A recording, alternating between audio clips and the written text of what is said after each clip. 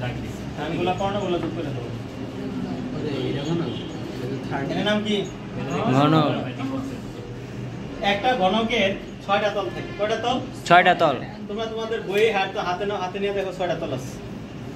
এখানে দেওয়া আছে একটি ঘনকের বাহুর দৈর্ঘ্য, এক বাহুর দৈর্ঘ্য। তাহলে এটা হইতে পারে, এটা হইতে পারে, এটা হইতে পারে নাকি? এটা হইতে পারে, এটা হইতে পারে, এটা হইতে পারে। তাহলে 1 2 3 4 5 6 কয়টা তল? 6টা। তাহলে কর্ণ কোনটা হবে? মানে এই বাহু থেকে এই বাহুর যোগ, তাহলে এই বাহু থেকে এই বাহুর যোগ, এটা হলো কর্ণ। তাহলে আমরা এই 6টা তলের একটা বাহুর দৈর্ঘ্য তো 6। তাহলে একটা বাহুর দৈর্ঘ্য যা হবে প্রতিটা বাহুর দৈর্ঘ্য তাই হবে। মানে যদি এরকম হয় একটা ঘনকের ক্ষেত্রে, উৎকৃষ্ট ঘনক আমরা যে মিলাই, এর নাম কিউব না? ঘনকের একটি বাহুর দৈর্ঘ্য। একটি বাহুর দৈর্ঘ্য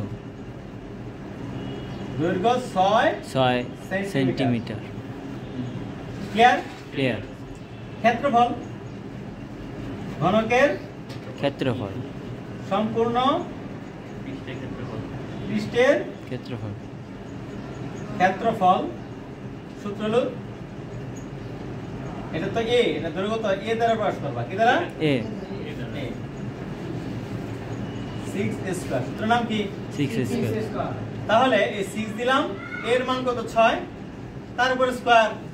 তাহলে 6 36, 636 কত? 256 বর্গ সেন্টিমিটার। এর आंसर খুব কঠিন। ভুলাইছে। হ্যাঁ ভুলাইছে? কত আসছে?